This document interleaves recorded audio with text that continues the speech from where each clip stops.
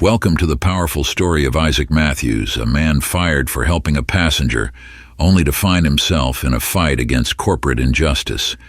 What begins as a personal battle turns into a quest for workplace equality as Isaac uncovers the truth behind his termination and takes on a giant corporation. Along the way, unexpected allies appear, secrets are exposed, and Isaac's journey becomes a fight, not just for himself, but for countless others. Will his courage be enough to change the system? Watch to find out, and don't forget to comment and subscribe for more inspiring stories. Isaac Matthews sat at his modest desk, staring at the small plaque next to his computer monitor. It read, "Compassion is an act of courage." His mother had given it to him when he landed his job at Horizon Airlines. For the last 2 years, Isaac had worked as a customer service representative at the airline's busy Chicago hub, O'Hare International Airport. It wasn't glamorous, but it allowed him to interact with hundreds of people every day, and for Isaac that was enough. He had always been the kind of person who went out of his way to help others. Growing up in Detroit, his parents, both social workers, had instilled in him a deep sense of empathy and service. They had dedicated their lives to helping the most vulnerable in their community, and Isaac had absorbed those values like a sponge. He volunteered at food banks, mentored troubled youth, and taught computer literacy to the elderly. In many ways, helping others was all he knew. At Horizon, Isaac was known for his warm smile and easygoing manner. He made it a point to go beyond the standard script of "thank you for flying with us" and engage customers on a personal level. He could tell when someone was nervous about flying or when they were overwhelmed by the hectic atmosphere of the airport. In those moments, he would step in with an extra dose of kindness, a gentle word, a reassuring smile, or, when needed, bending the rules to make someone's travel experience a little easier. But working at Horizon also came with its pressures. Isaac was one of only a handful of black employees in the customer service department. While most of his colleagues were professional and courteous, there were subtle, unspoken expectations placed on him. He felt like he had to be perfect, had to go the extra mile, not just to serve the passengers, but to prove that he belonged. He could sense the quiet judgment from his supervisor, Karen Walsh, a no-nonsense woman who ran her department with the precision of a drill sergeant. To Karen, rules were rules, and efficiency was king. Isaac didn't mind working hard. In fact, he prided himself on it. But there were times when the weight of it all, the unspoken pressures, the implicit biases, the need to be better than his peers, would settle over him like a heavy blanket. On those days, he found solace in his volunteer work at a community center on Chicago's South Side. He taught computer classes there on the weekends, helping seniors navigate the digital world so they could stay connected to their families. His parents were proud of him, though they often worried about the toll it all took. "You work too much," his mother would say during their weekly phone calls. "You need to take care of yourself too." Isaac would smile and nod, even though she couldn't see him through the phone. "I'm fine, Mom. I promise." But as he prepared for another day at work, adjusting his tie in the mirror of his tiny one-bedroom apartment, he had no idea that his resolve, his sense of justice, and his belief in compassion were about to be tested in ways he could never have imagined. The terminal was packed that Friday afternoon, the clamor of suitcases rolling across the floor, the soft ding of overhead announcements, and the chatter of travelers created a chaotic symphony that Isaac had learned to tune out over time. He was stationed at the check-in kiosks, assisting passengers who were having trouble with the self-service machines. Isaac had just finished helping a young couple with their boarding passes when he noticed an elderly man in a wheelchair, hunched over the kiosk in front of him. His face was creased with frustration, his hands trembling as he tried to tap the screen. Isaac moved toward him instinctively. "Excuse me, sir," Isaac said gently, crouching down to meet the man's eye level. "Is there anything I can help you with?" The man looked up, his face softening with relief. "Oh, thank goodness," he said, his voice shaky. "I can't figure out this machine. My flight's in an hour, and I'm afraid I'll miss it." Isaac smiled warmly. "No worries, I've got you. Let me help." He glanced at the man's boarding pass on the screen. "What's your name, sir?" "David Armstrong," the man replied. "I'm flying to Dallas to see my son. He's in the hospital." Isaac's heart tightened. "I'm sorry to hear that. I'll make sure we get you there on time." As Isaac took over the kiosk, he quickly noticed a few issues. David's seat wasn't wheelchair accessible, and there was no indication that he would need assistance boarding. He could also tell that David was struggling to read the small text on the screen. His thick glasses only amplified the tremor in his hands as he tried to navigate the options. "Let me adjust a few things for you, Mr. Armstrong," Isaac said. "I'm going to get you a seat with extra leg room, and note that you'll need wheelchair assistance getting on and off the plane." David looked at him, his eyes welling up with gratitude. "You're an angel, young man." "Thank you." Isaac smiled as he worked quickly, typing in the necessary adjustments. "It's no problem at all, sir. I'm just glad I can help." But as Isaac processed the changes, he glanced up and saw Karen Walsh watching him from the corner of the check-in area. Her lips were pressed into a thin line, her brow furrowed in disapproval. Isaac felt a pang of unease but pushed it aside, focusing on finishing the booking. "I've got you all set, Mr. Armstrong," Isaac said, printing the boarding pass and handing it to David. "You'll be in seat 11A, plenty of room for you to stretch out, and I've waived the extra fee." David blinked, overwhelmed. "You did that?" "For me?" Isaac nodded, smiling. "Of course. Safe travels, and I hope your son feels better soon." As David was wheeled away by another attendant, Isaac stood up and took a deep breath, his sense of accomplishment quickly fading as Karen approached. "Johnson," Karen said sharply, using his last name as if to strip any personal connection. "My office now." Isaac followed her down the long hallway, his heart pounding. He knew he was about to get reprimanded, but for what? Helping an elderly man in need. Making sure a disabled passenger was treated with dignity. Karen's office was small and utilitarian, much like the woman herself. She gestured for him to sit across from her desk. Her gaze was icy. "Would you care to explain what just happened out there?" she asked, her voice clipped. Isaac sat up straight, keeping his tone even. "I was assisting a disabled passenger who was having trouble with his booking." Karen's expression didn't change. "And in doing so, you altered his reservation without authorization, used a fee-waiving code without approval, and delayed the check-in process for other passengers." Isaac's stomach sank. "With all due respect, Karen, the passenger needed assistance. I made sure his flight was comfortable and accessible."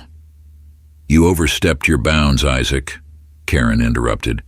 "This isn't the first time you've taken matters into your own hands. There are protocols in place for a reason." Isaac felt a surge of indignation. "Isn't customer satisfaction part of our job? I didn't break any rules. I helped someone who needed it." Karen's eyes narrowed. "Your job is to follow procedure, not play hero." The word stung. Isaac stared at her, his mind reeling. All he had done was help a man in need. Was that not what Horizon wanted? Satisfied customers? Was there no room for compassion in the corporate world? "I'm afraid I have no choice but to terminate your employment, effective immediately," Karen said coldly, her words cutting through Isaac like a blade. He blinked, stunned. "You're firing me? For helping someone?" "For disregarding protocol," she said, standing up. "Clean out your locker. Security will escort you out." Isaac sat there for a moment, his mind unable to process what had just happened. The job he had worked so hard for, the career he had thrown himself into, was being ripped away from him for showing kindness. In a daze, Isaac gathered his things. As he left the building, the weight of the situation crashed down on him. Fired for doing the right thing, for being too kind. He sat at the bus stop, the world around him moving in slow motion. Was this what the world had come to? Was there truly no place for compassion anymore? He had only tried to do his job, to help someone in need, and it had cost him everything. As the bus pulled up, Isaac felt a hollowness in his chest. His mind swirled with questions. What would he do now? How would he pay his bills? How could he make sense of a world that punished kindness? But beneath the practical worries, a deeper question gnawed at him. Had he been fired because of the color of his skin? Isaac had been out of a job for 3 days, and the shock of his sudden firing hadn't worn off. His modest apartment felt smaller now, suffocating with the weight of his uncertainty. The coach became his refuge as he endlessly scrolled through job listings, searching for something, anything, that could provide him with financial stability again. But the hurt ran deeper than the loss of income. It was the feeling of betrayal. He had done nothing wrong, and yet the system had punished him. Each time he replayed the conversation with Karen in his mind, he became angrier. Fired for helping someone. Fired for doing what he believed was right. It was late Tuesday afternoon when Isaac's phone buzzed with a notification. His first instinct was to ignore it, assuming it was another job rejection or a bill reminder. But something about the name on the screen made him pause. David Armstrong, the elderly passenger he had helped just days before. Isaac sat up straight and quickly opened the email. Subject: a grateful passenger. Dear Isaac, I hope this message finds you well. I wanted to personally thank you again for your kindness and assistance last week. You went out of your way to make my trip comfortable and ensure I could see my son. Your actions were far beyond the call of duty, and I am truly grateful. However, I was deeply dismayed to hear from one of your colleagues that you were fired as a result of helping me. This is unacceptable. Your actions represented the best of customer service, and it saddens me that the company would punish you for that. I must confess something. I'm not just a retired veteran. I spent over 40 years as a civil rights lawyer, fighting cases of injustice across the country. And after learning what happened to you, I want to offer my assistance. If you're open to it, I'd like to help you challenge your wrongful termination. What happened to you was not only wrong, it may have been illegal. Please let me know if you'd be interested in pursuing this. Best regards, David Armstrong. Isaac stared at his phone, disbelief washing over him. David wasn't just grateful, he was outraged on his behalf, and the man was a former civil rights lawyer. The offer of help felt like a lifeline in the middle of an overwhelming storm. For a moment, Isaac's mind buzzed with uncertainty. Was he ready to take on Horizon Airlines, a multi-billion-dollar corporation? He wasn't sure, but the thought of sitting idly by, letting them get away with what they'd done, made his blood boil. Maybe this wasn't just about him. Maybe this was about something bigger. He took a deep breath and hit reply. The next morning, Isaac met David Armstrong in a quiet cafe in downtown Chicago. It was an odd feeling seeing the older man outside of the frantic atmosphere of the airport.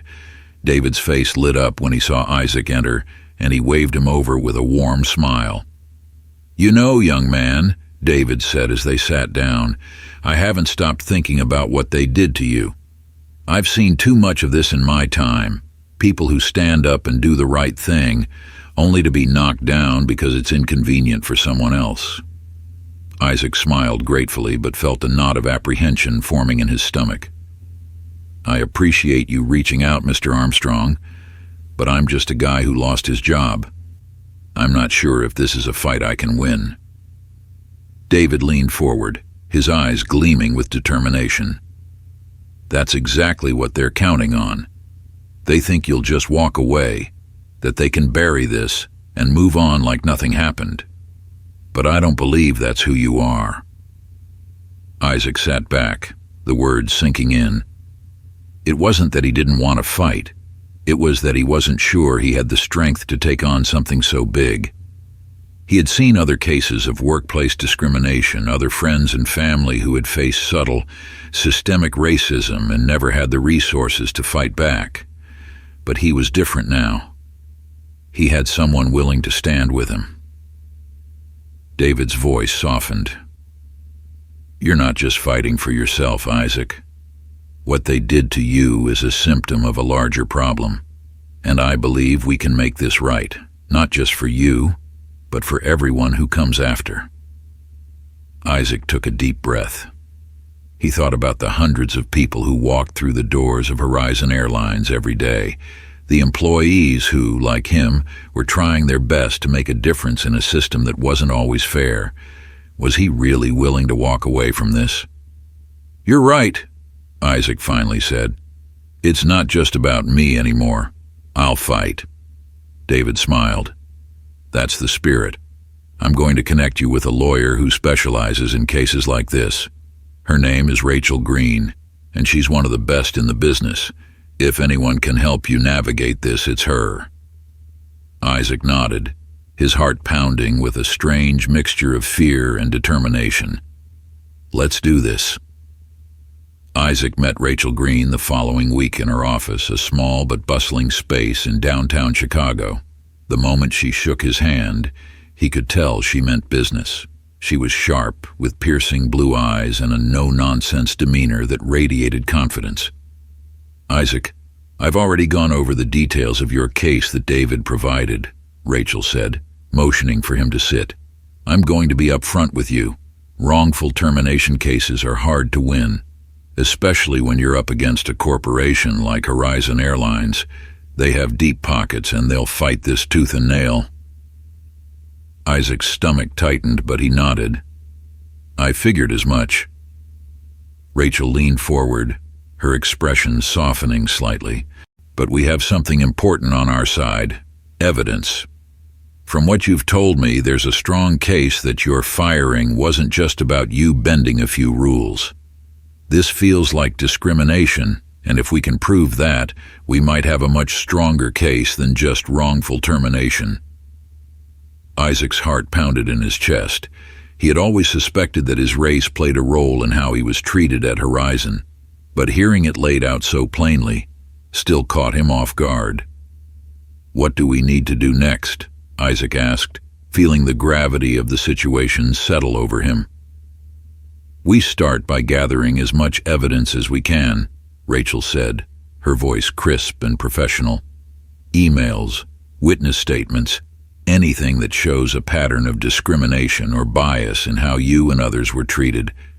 It's going to take time, and the process won't be easy. But if we can show that Horizon treated you differently because of your race, we'll have a solid case." Isaac nodded, taking a deep breath. "I'm ready." As he left Rachel's office, Isaac felt the weight of what lay ahead. It was one thing to decide to fight, but now the reality of the situation was hitting him. He was up against a corporation with vast resources and a legal team designed to bury people like him. But even in the face of that daunting challenge, Isaac felt a new fire burning in his chest. This wasn't just about getting his job back. This was about standing up to a system that had failed him, and countless others like him, for too long. The initial adrenaline rush of deciding to fight quickly faded as the days dragged on. Isaac found himself overwhelmed by the sheer complexity of the legal battle he had just committed to. He spent hours meeting with Rachel, going over documents, recounting every detail of his time at Horizon Airlines. Each conversation was a reminder of the injustice he had faced, and it was exhausting. The financial strain hit him hard. With no steady income, Isaac was dipping into his savings just to pay rent and keep the lights on. He picked up a part-time job as a rideshare driver, but the hours were unpredictable, and the pay barely covered his basic needs. Every day felt like a struggle just to stay afloat. But the hardest part wasn't the financial pressure. It was the isolation. Many of his former colleagues at Horizon had distanced themselves from him, uncomfortable with the controversy surrounding his firing. Even some of his friends were wary of getting too involved, unsure of how his legal fight would play out. The media attention only made things worse. Local news outlets had picked up his story, and while many supported him, others were quick to criticize, accusing him of playing the race card to get attention. Isaac had never felt more alone. One Saturday afternoon, Isaac's phone rang. The caller ID showed Betty Jenkins, a retired teacher who had been one of his regulars at the community center where he volunteered. He hadn't seen her in weeks, not since his firing, and for a moment he hesitated to answer, but something compelled him to pick up. "Isaac, mijo, I've been hearing about what's happening and I can't just sit back and watch." Betty's voice rang with energy on the other end of the line. "We need to help you. You've always been there for us, and now it's our turn." Before Isaac could respond, Betty launched into her plan. She had mobilized a group of seniors from the community center, and they were already organizing bake sales and car washes to help raise money for his legal fees. Betty called them the Silver Guardians, a name that made Isaac smile through his exhaustion. "You don't have to do this," Isaac said, feeling a lump form in his throat. "Yes, we do," Betty insisted. "This fight isn't just yours, it's all of ours. What they did to you, Isaac, they've been doing to people like us for years. We can't let them get away with it." Tears welled in Isaac's eyes. He had felt so alone in his fight, but hearing Betty's fierce determination, knowing that his community had his back, gave him a renewed sense of hope. Maybe he wasn't as alone as he thought, but for every step forward, Isaac seemed to take 2 steps back. Horizon Airlines wasn't just sitting idly by. Their legal team was aggressive, filing motion after motion to delay the case. They painted Isaac as a disgruntled employee who had broken company rules and was now seeking revenge. They dug into his past, unearthing minor infractions from high school and trying to twist them into a pattern of rule-breaking behavior. The stress began to take a physical toll on Isaac. He struggled to sleep, lying awake at night, replaying every conversation with Rachel, every news article, every derogatory comment online. The pressure gnawed at him, and he could feel his once solid confidence began to crack. There were moments when Isaac questioned if it was all worth it. The financial strain, the emotional toll, the constant media scrutiny. Was this fight really going to change anything? Or was he just one man trying to take on a system that was too big, too powerful to defeat? It wasn't until another late-night conversation with Betty that Isaac realized something important. This fight wasn't just about winning or losing. It was about standing up for what was right.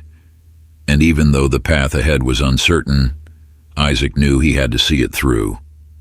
Weeks dragged on, and the emotional toll of the fight began to weigh heavily on Isaac. His finances were dwindling, and the stress of the lawsuit permeated every aspect of his life. He found himself sleeping less, constantly distracted and growing more anxious by the day. But despite the hardships, Isaac held on, determined to push forward. One afternoon, as he sat with Rachel in her office going over legal documents, her phone buzzed. Rachel glanced at the screen and frowned. "Hold on," she said, standing up and answering the call. "This might be important."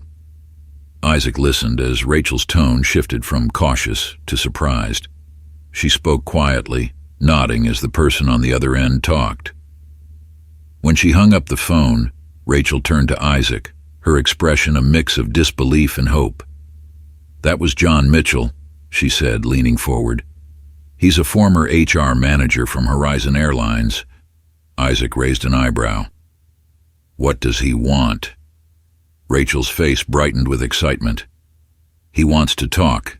He says he has documents that prove your termination wasn't just about breaking protocol. There were discussions within the company about your independence and not fitting the corporate image. He believes your firing was racially motivated." Isaac felt a jolt of energy surge through him. He's willing to testify? Rachel nodded. He's hesitant. He knows going against a corporation like Horizon could cost him, but he says he can't stay silent anymore. If we can get him on record, it could be a game changer.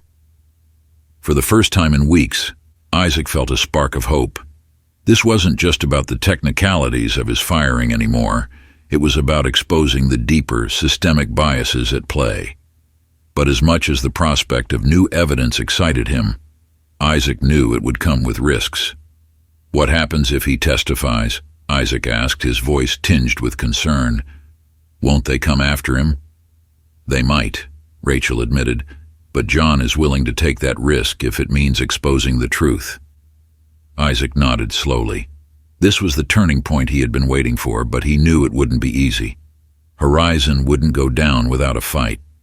They'd likely try to discredit John, just as they had tried to paint Isaac as a troublemaker. Still, it was a chance.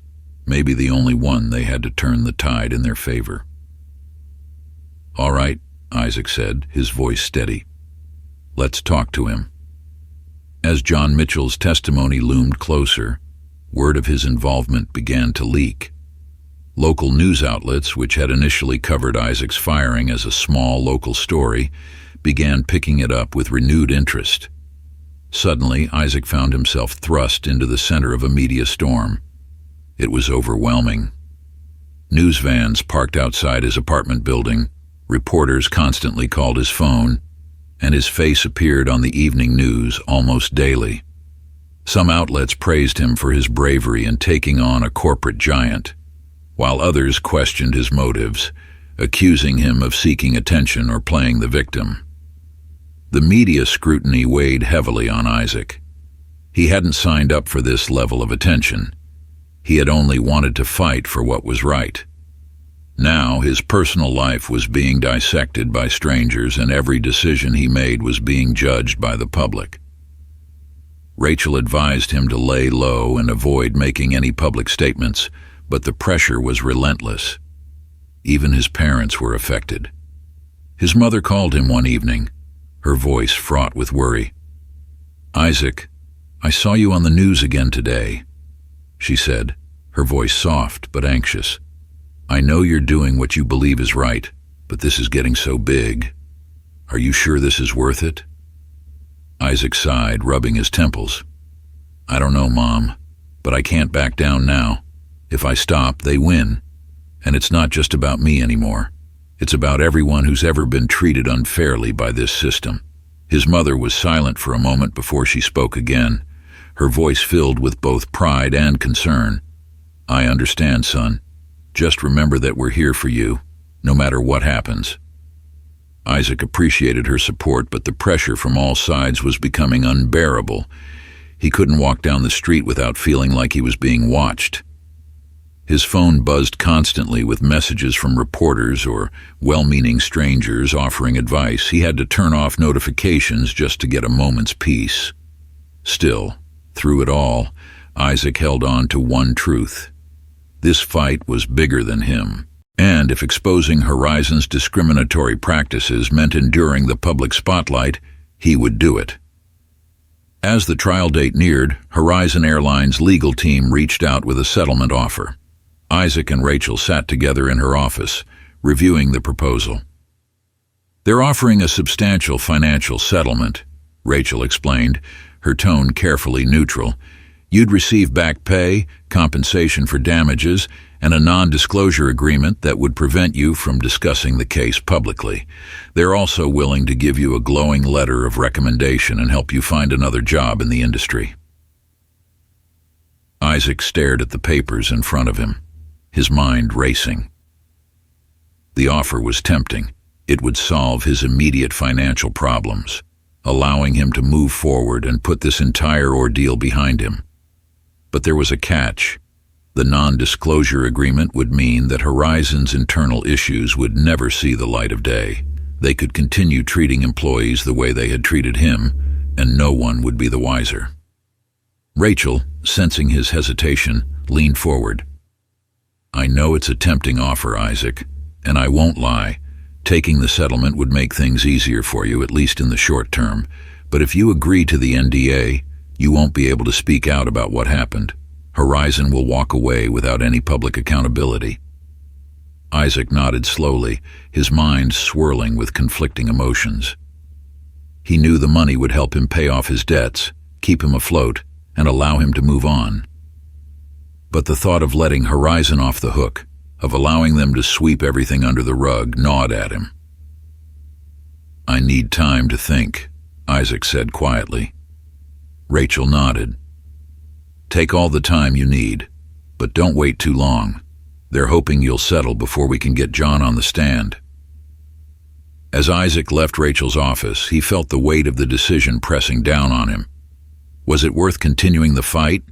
Was he ready to risk everything for the chance to expose Horizon's wrongdoing? Or should he take the settlement and finally get some peace? That night, Isaac found himself staring at the ceiling, his thoughts racing. The settlement offer loomed large in his mind, tempting him with the promise of financial security and a chance to move on from the exhausting ordeal. But every time he considered accepting it, he remembered the faces of the people who had rallied behind him. Betty Jenkins and the Silver Guardians, Rachel, John Mitchell, and even David Armstrong. They hadn't fought alongside him just so he could walk away with a check. They believed in something bigger, and they believed in him. Still, doubt gnawed at him. The media attention had been relentless, his finances were in shambles, and the emotional toll was wearing him down. Isaac couldn't help but wonder if the fight was worth it. He needed to talk to someone. Without thinking, he picked up his phone and called Elena Parker, Rachel's paralegal. Over the past few months, Isaac and Elena had developed a close friendship, bonding over long hours spent reviewing legal documents and strategizing for the case.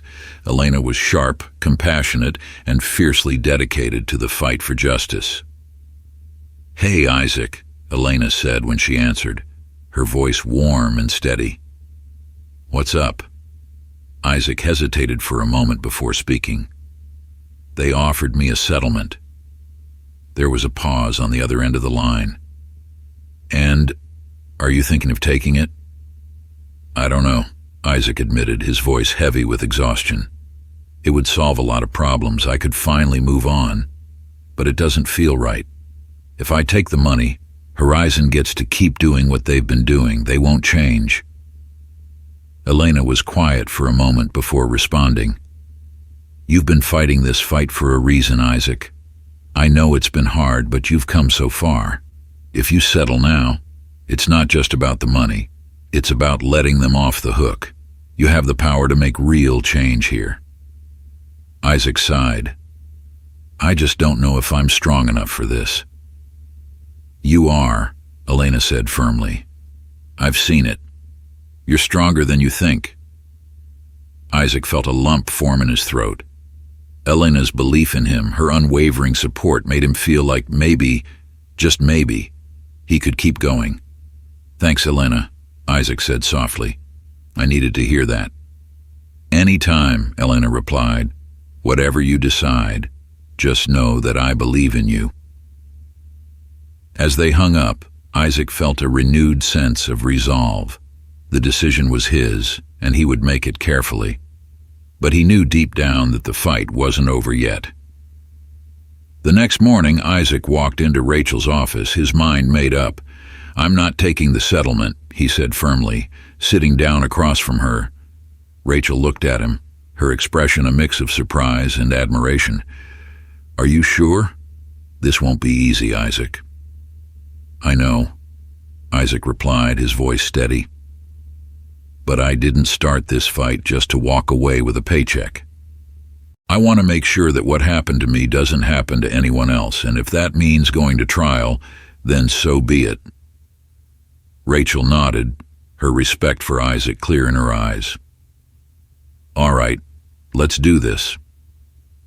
With the settlement rejected, Isaac knew that the path ahead would be difficult. Horizon would come after him with everything they had, but Isaac was ready. The fight wasn't just about him anymore. It was about exposing a system that had allowed discrimination and injustice to fester for too long. As Isaac left Rachel's office, he felt a sense of clarity. He had chosen the harder road, but it was the right one. And no matter what happened next, he was prepared to see it through to the end. The day of the trial arrived with an uneasy tension that hung in the air.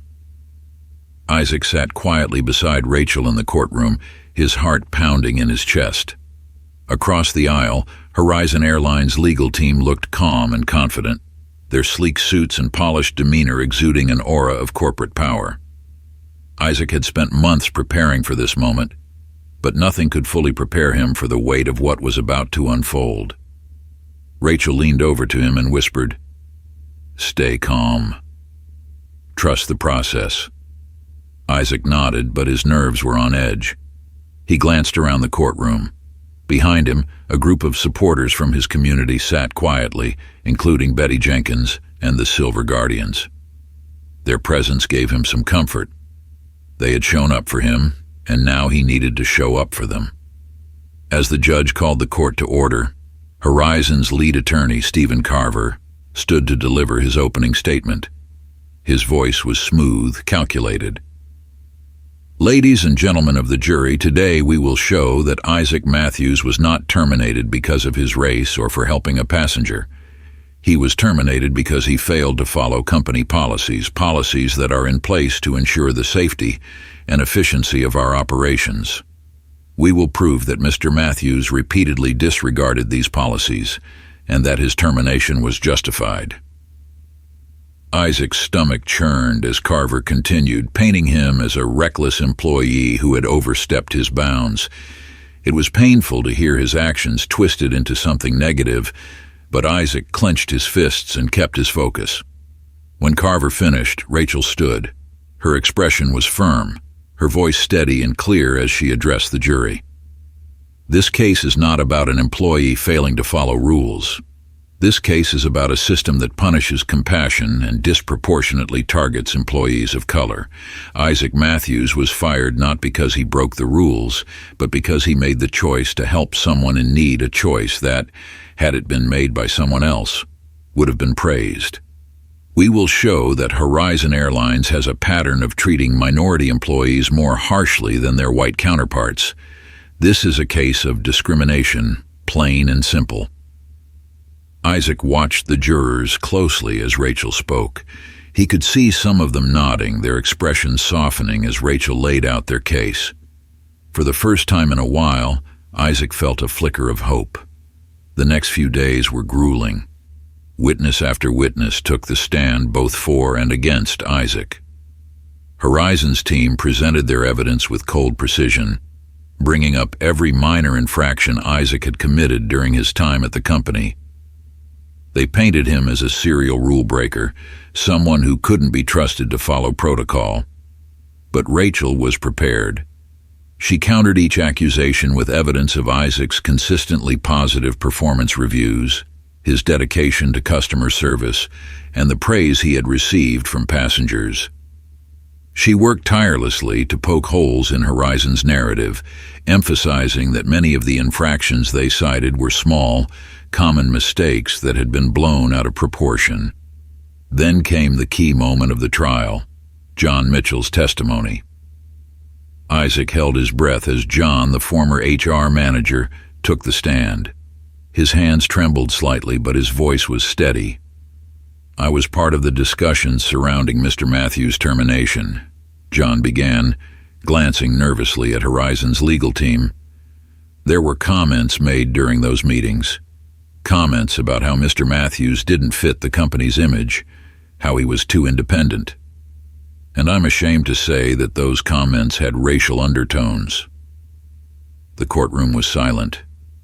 Isaac could feel the weight of John's words hanging in the air. "Emails were exchanged between executives," John continued, "discussing the need to maintain a certain brand at Horizon Airlines. There was a clear pattern. Minority employees, particularly black employees like Mr. Matthews, were more likely to face harsher consequences for small infractions. I have documentation of these conversations. Rachel's voice was calm but forceful. "You're saying that Isaac Matthews was held to a different standard because of his race?" John nodded. "Yes." The defense immediately objected, claiming that John's testimony was speculative, but Rachel was quick to present the emails John had provided. The documents showed a clear bias in how decisions were made about minority employees, including Isaac. For the first time since the trial began, Isaac saw a crack in Horizon's armor. The jury was visibly shaken by the evidence, some of them whispering to each other as they passed the emails back and forth. But Rachel wasn't done yet. She had one more ace up her sleeve. "We'd like to call David Armstrong to the stand," Rachel announced, and Isaac's heart leaped. David, the elderly man Isaac had helped at the airport, was wheeled to the witness stand.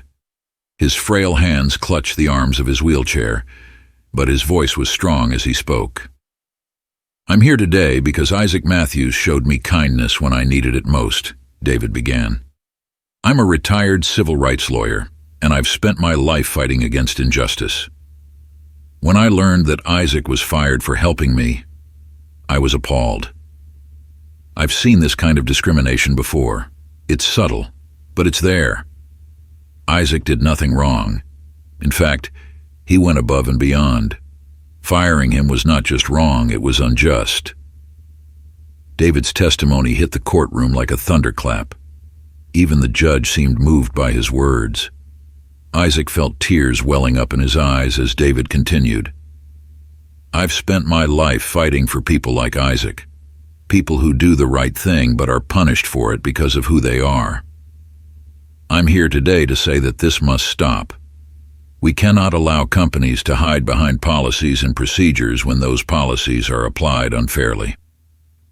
The courtroom was silent for a long moment after David finished speaking. Isaac could see the impact his words had on the jury. Some of them looked visibly shaken, and even the defensive team seemed rattled. The trial lasted several more days, with Horizon's legal team doing everything they could to discredit John Mitchell's testimony and undermine David Armstrong's powerful words. But the damage had been done. Rachel's case was strong, and the jury had seen enough evidence to understand the bigger picture. Isaac sat in the courtroom, his hands trembling as the jury returned with their verdict. The judge called the court to order, and the room fell into an anxious hush. The foreman stood, his face unreadable as he read the decision. "We, the jury, find in favor of the plaintiff, Isaac Matthews, on the grounds of wrongful termination and racial discrimination." The words hit Isaac like a wave, a rush of relief, disbelief, and emotion all at once. He had won. The courtroom erupted in murmurs, and Isaac could feel the weight lifting off his shoulders. Rachel turned to him, her face breaking into a rare smile. "We did it." Isaac felt tears well up in his eyes as the reality of the moment sank in. After months of struggle, sleepless nights, and doubt, he had won. But more than just winning the case, he had exposed the truth about Horizon Airlines' discriminatory practices. This victory wasn't just for him, it was for everyone who had been treated unfairly. But as the celebrations began, Isaac knew that the fight wasn't over. This was only the beginning. Horizon Airlines had been found guilty of discrimination, but now they needed to be held accountable for their actions, and Isaac wasn't going to stop until real, lasting change was made. The aftermath of the trial was a whirlwind of emotions. The media descended on Isaac, eager to cover his victory. News outlets that had once questioned his motives were now singing his praises. Civil rights organizations reached out to him, offering support and asking him to speak at events about his experience. Isaac's phone buzzed non-stop with messages of congratulations and encouragement. People from all over the country, strangers he had never met, were reaching out to thank him for his bravery. His story had touched something deep within them, and they saw him as a symbol of resilience and justice. But Isaac knew that the victory wasn't just his. It belonged to everyone who had supported him along the way. Rachel, Elena, John Mitchell, David Armstrong, and the Silver Guardians. Without their help, he wouldn't have made it this far. Horizon Airlines, meanwhile, was in damage control mode. The company issued a public statement apologizing for Isaac's termination and promising to review their internal policies. They pledged to implement mandatory bias training for all employees and to create a more inclusive work environment. But Isaac wasn't satisfied with empty promises. He wanted real change, and he was prepared to push for it.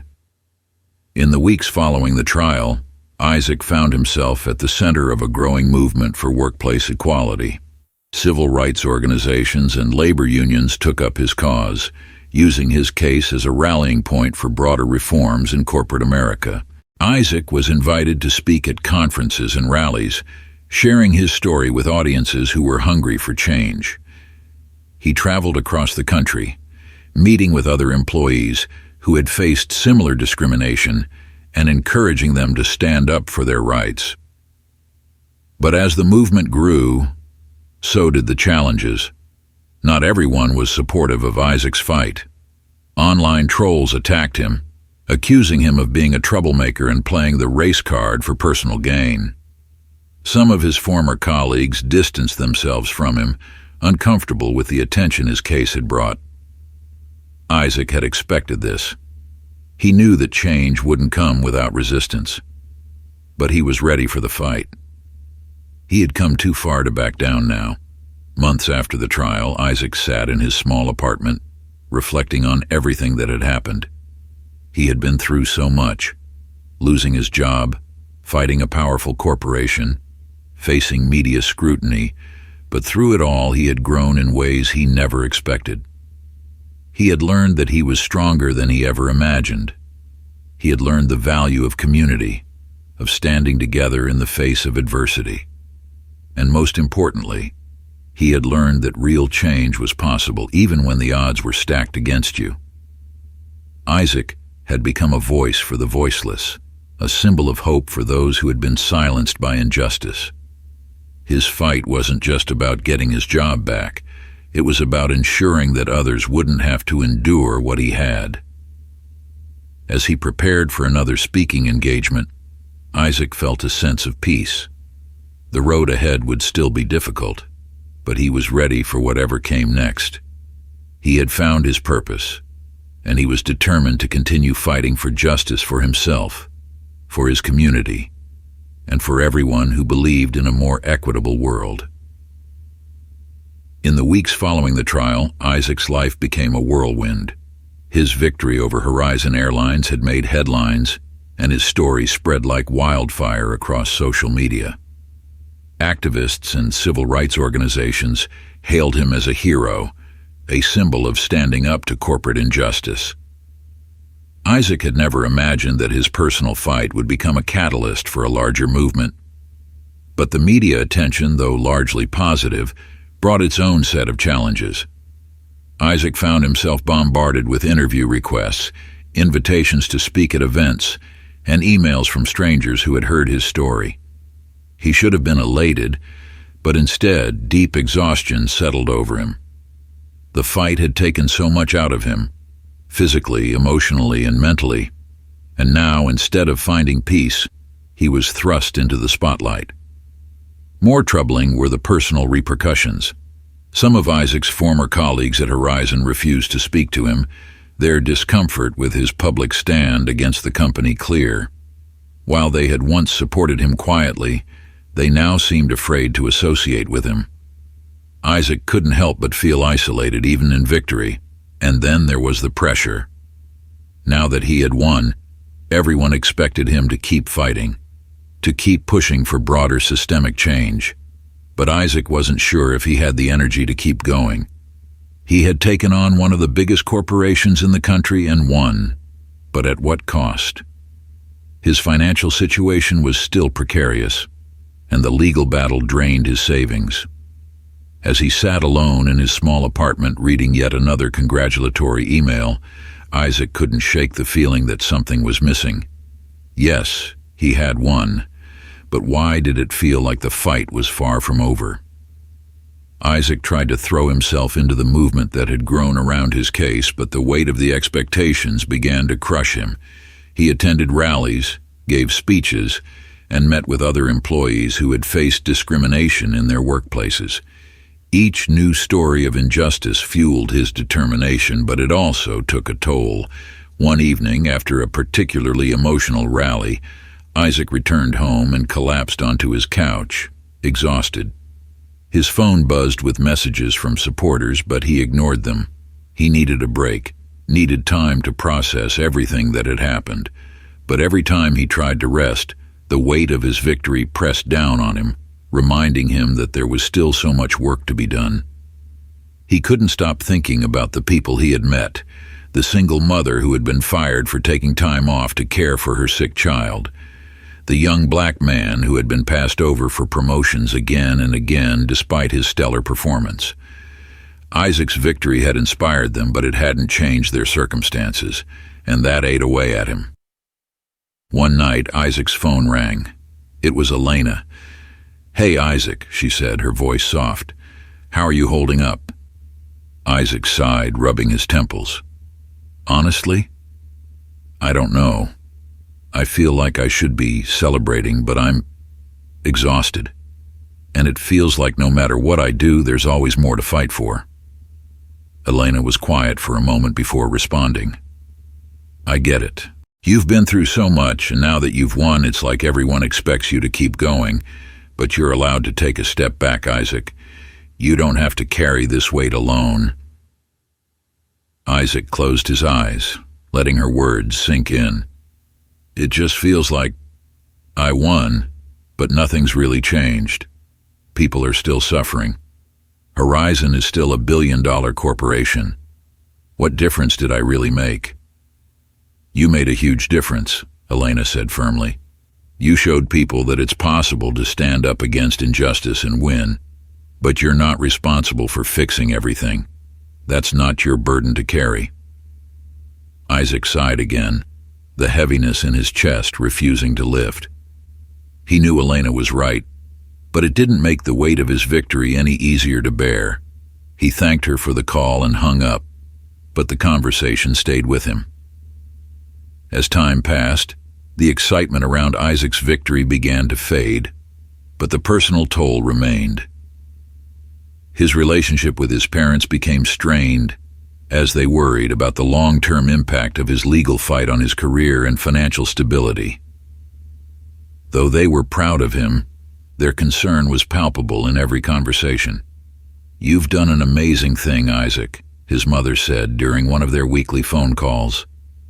"But what's next? How are you going to support yourself? You need to think about your future."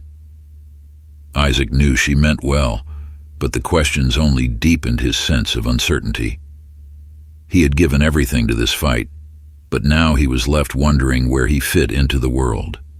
Horizon had tarnished his name in the industry, and despite his legal victory, finding a new job wasn't easy. Many employers were wary of hiring someone who had publicly fought and won against a major corporation. Financially, Isaac was still struggling.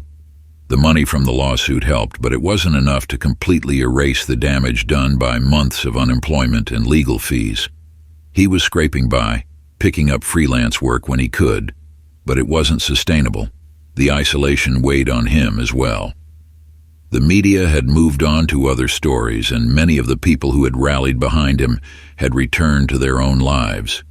Even Betty Jenkins and the Silver Guardians, who had been so vocal in their support, had slowed down their activism as the buzz around Isaac's case died down. Isaac found himself feeling increasingly disconnected from the movement he had once been at the center of.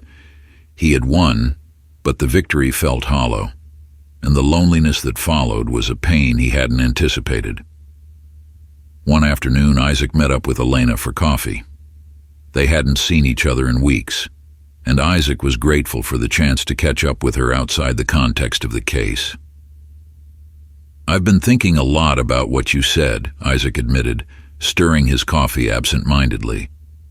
"About how I don't have to carry this weight alone." Elena smiled gently. "It's true. You've done so much already, Isaac. It's okay to take a step back and focus on yourself for a while." "I don't know how to do that," Isaac said, his voice tinged with frustration. "This fight became my whole life, and now that it's over, I don't know what I'm supposed to do." Elena looked at him thoughtfully. "Maybe it's time to figure out what you want, Isaac. Not what other people expect from you, not what the movement needs from you, but what you need." Isaac stared into his coffee, her words hitting him harder than he expected. He had spent so much time fighting for others, for justice, for change, that he hadn't stopped to think about what he needed for himself. "What if I don't know what I want?" Isaac asked quietly. "That's okay," Elena said softly. "You don't have to have all the answers right now. Just start by taking care of yourself. Everything else will fall into place." Isaac nodded, a small flicker of hope sparking in his chest. Maybe Elena was right. Maybe it was time to focus on his own healing, on finding his path forward. The next few weeks were a period of quiet reflection for Isaac. He stepped back from the public eye, taking time to focus on his personal well-being. He spent more time with his parents, rekindling his relationships with old friends, and even picked up his volunteering again at the community center. It was during one of his volunteer shifts helping an elderly woman navigate her new smartphone that Isaac had a realization. This was where he felt most alive, helping others in a hands-on, personal way. The satisfaction he felt from making someone's day a little easier, a little brighter, was something that no courtroom victory could replace. Isaac began to consider what his next steps would be. He knew he didn't want to return to the corporate world, but he also couldn't sustain himself on volunteer work alone. As he reflected on his journey, an idea began to form in his mind. What if he could turn his experience into something bigger, something that combined his passion for helping others with his fight for justice? The thought filled Isaac with quiet resolve. He didn't have all the answers yet, but for the first time since the trial ended, he felt like he was on the right path. Isaac spent the following months rediscovering his sense of purpose. After stepping away from the spotlight, he took Elena's advice to focus on himself, to figure out what he wanted his life to be beyond the courtroom battles and the media frenzy. Volunteering at the community center brought him clarity. There, he wasn't Isaac Matthews, the man who took down a corporation. He was just Isaac, the guy helping people navigate new technologies, complete job applications, and find resources to better their lives. It reminded him of what he truly loved, serving others in a way that directly impacted their day-to-day lives. One afternoon, as Isaac was wrapping up a session with a group of seniors, an idea struck him. What if he could take everything he'd learned, the skills he'd developed in navigating corporate systems, his understanding of the law and his experience as someone who had fought for justice, and use it to help others in a new way? The thought excited him. There were so many people like him, people who had been wronged by their employers, but didn't know where to start when it came to fighting back. Isaac had been lucky to find allies in his fight, but not everyone had that kind of support. What if he could be that support for them? The idea blossomed into something bigger. He began to envision a non-profit organization, one that provided legal resources, mentorship, and advocacy for workers who had been unfairly treated. He could help them navigate the legal system, fight for their rights, and empower them to stand up to injustice. It wasn't just a pipe dream. Isaac knew how much difference one person's determination could make, and now he wanted to be the one helping others fight for what was right. The idea of starting a nonprofit took root quickly. Isaac threw himself into planning, sketching out ideas for programs and partnerships. He reached out to the people on his network, Rachel, Elena, and even David Armstrong, asking for their advice and support. He knew he couldn't do it alone, but with the right people by his side, he was confident they could create something powerful. Elena, who had been a steady presence in his life throughout the trial, was one of the first to join him in his new endeavor. She had been inspired by Isaac's fight and had recently completed her law degree, determined to use her skills to help people like Isaac. Together, they began laying the groundwork for the nonprofit. "We'll need to start small," Elena said one afternoon as they brainstormed in Isaac's apartment. "Maybe offer free legal clinics at the community center. That way, we can start helping people right away without needing a huge budget." Isaac nodded, excitement bubbling inside him. "We could also host workshops on workers' rights, teach people how to advocate for themselves in the workplace." As they talked, Isaac could feel the pieces falling into place. This was what he had been searching for, a way to use his experience and passion to create something lasting, something that would help others long after the headlines about his case had faded. They decided to call the nonprofit Stand Up, a name that embodied the very essence of what Isaac had done, stood up against injustice, even when the odds were stacked against him. It was about empowering others to do the same. The first event for Stand Up took place a few months later at the community center, where Isaac had been volunteering for years. It was a modest affair, just a handful of attendees, mostly local workers from the neighborhood who had heard about it through word of mouth. Isaac stood in front of the room, nervous but determined. This wasn't the same kind of public speaking he had done at rallies or protests. This was about helping real people with real issues. "Thank you all for coming," Isaac began, his voice steady despite his nerves. "I'm here today because, like many of you, I've faced injustice in the workplace. I know how hard it is to fight back, especially when it feels like the system is stacked against you. But I also know that it's possible to win, and I want to help you do the same." The room was quiet as Isaac spoke, his words resonating with the people in attendance. Many of them had faced similar challenges: unfair treatment, discrimination, and retaliation for standing up for their rights. And now, they were looking to Isaac for guidance. Elena joined him at the front, offering practical advice on how to document workplace issues, when to seek legal help, and how to navigate internal complaints. Together, they answered questions, listened to stories, and provided the resources that people needed to begin advocating for themselves. It was a small start, but it felt monumental. As Isaac looked around the room, he realized that this was what he had been working toward all along. The legal battle with Horizon was just one chapter in his story. Now he was writing a new chapter 1, where he could help others fight their own battles and find justice. As Stand Up began to grow, Isaac's confidence in his mission grew with it. Word of nonprofit spread through the community, and more people reached out for help. Isaac and Elena expanded their services, offering one-on-one consultations and connecting workers with pro bono lawyers willing to take on cases.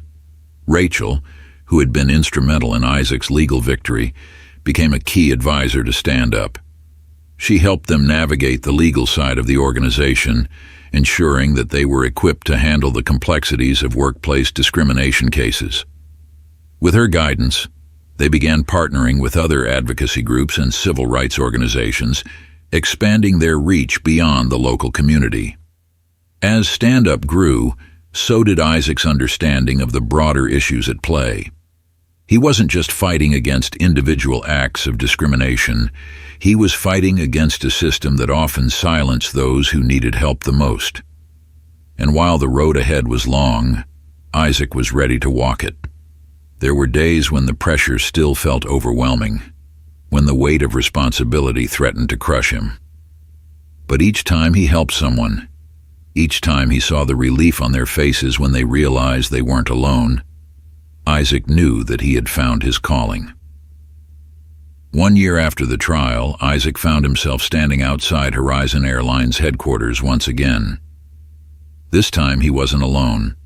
He was joined by a group of supporters, workers, activists, and members of Stand Up, holding signs that called for fair treatment, equality, and accountability.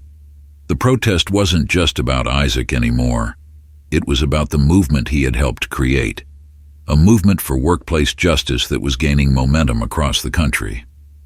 Other corporations had taken notice, and some had even begun implementing the changes that Isaac had fought for. Better diversity training, transparent hiring practices, and protections for employees who stood up against discrimination.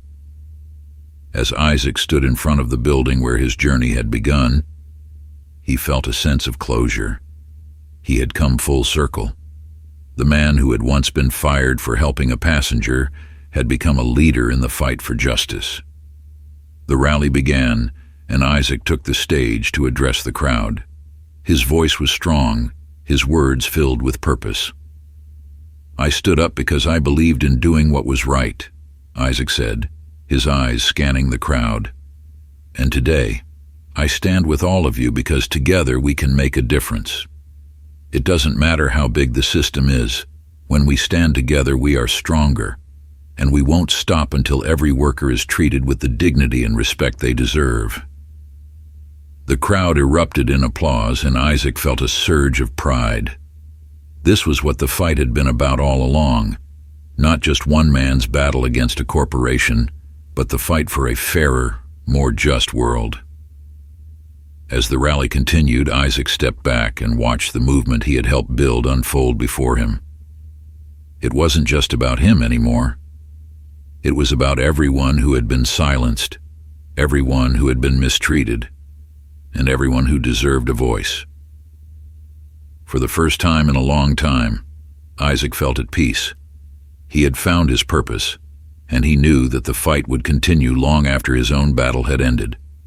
Isaac's journey wasn't over, but the path ahead felt clearer now. Stand Up had become a powerful force in the fight for workplace justice, and Isaac was more determined than ever to keep pushing for change.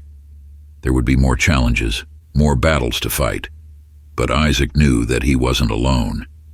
He had built something that would outlast him, something that would continue to make a difference in people's lives long after his story had faded from the headlines. As he left the rally that day, Isaac felt a quiet sense of pride. He had stood up, and in doing so, he had helped others find the strength to stand up too. And that, he realized, was the greatest victory of all. If you enjoyed this story and want to stay updated on future content, make sure to hit that subscribe button below. Stay inspired and keep standing up for what's right.